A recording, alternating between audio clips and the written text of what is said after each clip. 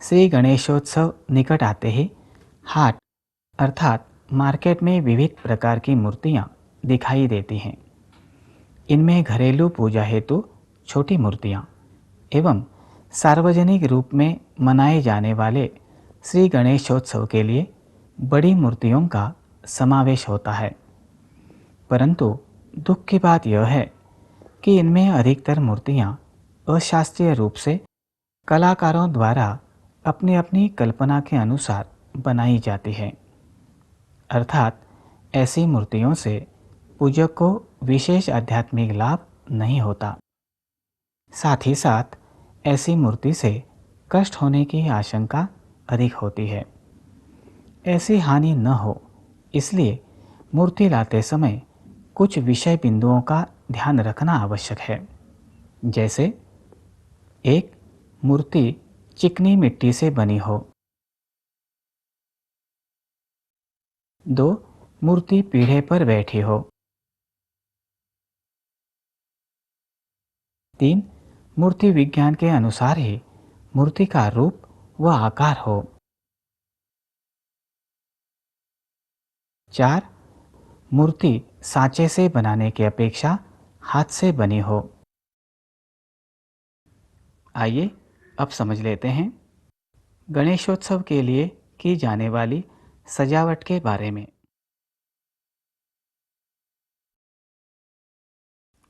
आजकल गणेशोत्सव के लिए की जाने वाली सजावट में विविध प्रकार के रंग बिरंगे एवं चमकीले कागज, थर्मोकॉल, प्लास्टिक इत्यादि का उपयोग किया जाता है। साथ ही रंग बिरंगे रंगों का प्रकाश देने वाले बिजली के बल्ब की मालाओं का भी उपयोग करते हैं। ये वस्तुएं कृत्रिम एवं रासायनिक पदार्थों से बनी होती हैं। इस कारण ऐसी वस्तुओं में रजतम का प्रमाण भी अधिक होता है। स्वाभाविक है कि ऐसी वस्तुओं की ओर वातावरण की रजतमात्मक एवं कष्टदायक तरंगें आकृष्ट होती हैं। इन तरंगों का प्रभाव वहाँ के वातावरण पर भी होता है। इसीलिए रजतमात्मक तरंगें आकृष्ट करने वाली कृत्रिम एवं रासायनिक पदार्थों से बनी वस्तुओं का उपयोग सजावट के लिए नहीं करना चाहिए। अध्यात्म शास्त्र की दृष्टि से प्रत्येक देवता का एक विशिष्ट तत्व होता है। यह देवता तत्व विशिष्ट रंग, सुगंध, आकार इत्यादि की ओर अधिक मात्रा में आकृष्ट होता है। ऐसे विशिष्ट रंग, सुगंध और आकार वाले वस्तुओं में आकृष्ट तरंगों को अधिक समय तक संजोए रखने एवं उन्हें प्रक्षेपित करने की क्षमता भी अधिक होती है, जिस कारण इन तरंगों का लाभ उस वातावरण में आने वाले सभी व्यक्तियों को अधिक समय तक मिलता है। गणेश चतुर्थी के समय पृथ्वी पर अधिक मात्रा में आने वाले गणेश तत्व को आकृष्ट करने के लिए सात्विक वस्तुओं का उपयोग लाभदायक होता है। जैसे 1. प्राकृतिक फूल पत्तों से बने बंधनवार। 2. लाल रंग के फूल एवं दुर्वा, शमी और मदार के पत्ते। 3. श्री गणेश जी की तत्व तरंगे आकर्षित करने वाली रंगोली। 4. श्री गणेश जी की सात्विक नाम जप की पट्टियाँ। सात्विक एवं देवता तत्व आकर्षित करने वाली सजावट होने से उस स्थान का वातावरण सात्विक बनने में सहायता मिलती है और देवता तत्व का लाभ भी अधिक मिलता है। आइए अब एक दृश्यपट द्वारा समझ लेते हैं श्री गणेश जी की मूर्ति घर लाने की पद्धति। श्री गणेश जी की मूर्ति गणेश चतुर्थी के एक दिन पूर्व अथवा गणेश चतुर्थी के दिन प्रातः घर में लानी चाहिए।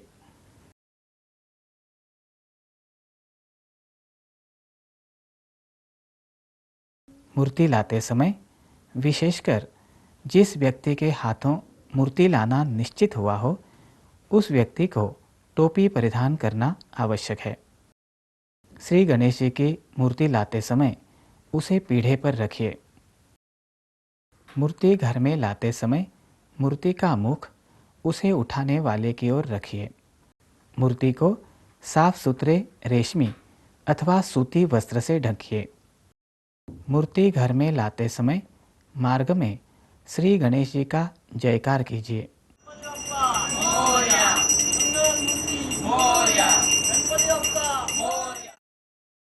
घर के द्वार पर पहुंचते ही श्री गणेश जी का मुख घर की ओर कीजिए और मूर्ति पर आच्छादित वस्त्र हटाइए। इसके उपरांत मूर्ति जिस व्यक्ति के हाथ में हो उस व्यक्ति के पैरों पर घर की सुहागन पानी डालें, फिर दूध डालें।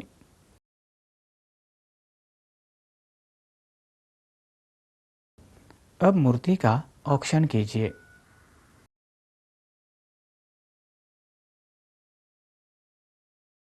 इसके उपरांत घर में प्रवेश कीजिए।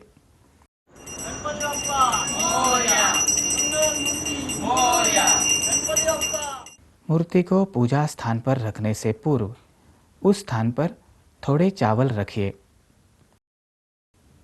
अब उस पर मूर्ति को बिठा दीजिए।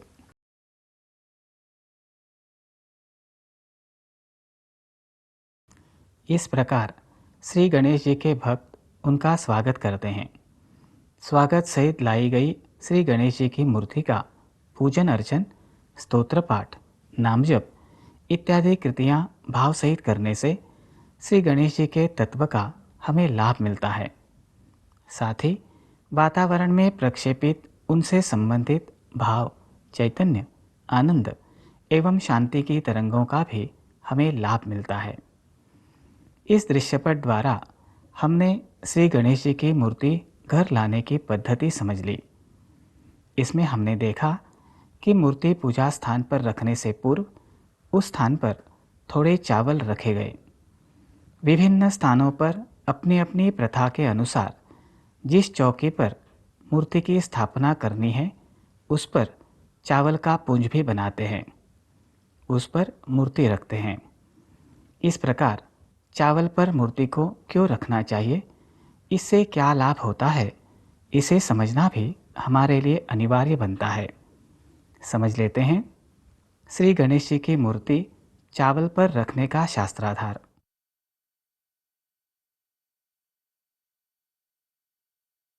यह सूक्ष्म चित्र हिंदू जनजागृति समिति के सूक्ष्म चित्रकार साधिका कुमारी प्रियंका लोटलीकर जी ने बनाया है।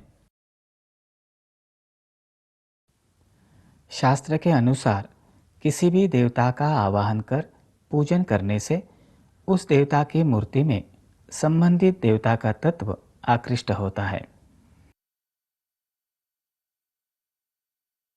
इस देवता तत्व से वह मूर्ति संपृक्त अर्थात संचारित होती है। देवता का यह तत्व मूर्ति में संजोए रहता है और आसपास के वायुमंडल में प्रक्षेपित होता रहता है। मूर्ति के संचारित होने के कारण मूर्ति के नीचे रखे चावल के दाने भी देवता तत्व से संचारित होते हैं।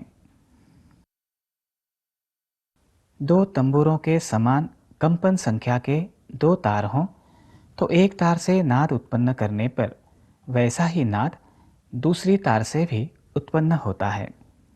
उसी प्रकार मूर्ति के नीचे रखे चावल में देवता के स्पंदन निर्माण होने से घर में रखे चावल के भंडार में भी देवता के स्पंदन निर्माण होते हैं। उत्तर पूजन के उपरांत ये चावल घर में रखे चावल के भंडार में मिलाए जाते हैं। देवता तत्व से संचारित सभी चावल वर्षभर प्रसाद के रूप में ग्रहण करने से परिवार के सभी सदस्यों को उनसे लाभ होता है। इस प्रक्रिया के अनुसार श्री गणेश मूर्ति चावल पर रखने से श्री गणेश जी के भक्तों को पूरा वर्ष प्रसाद के रूप में गणेश तत्व का लाभ मिलता है।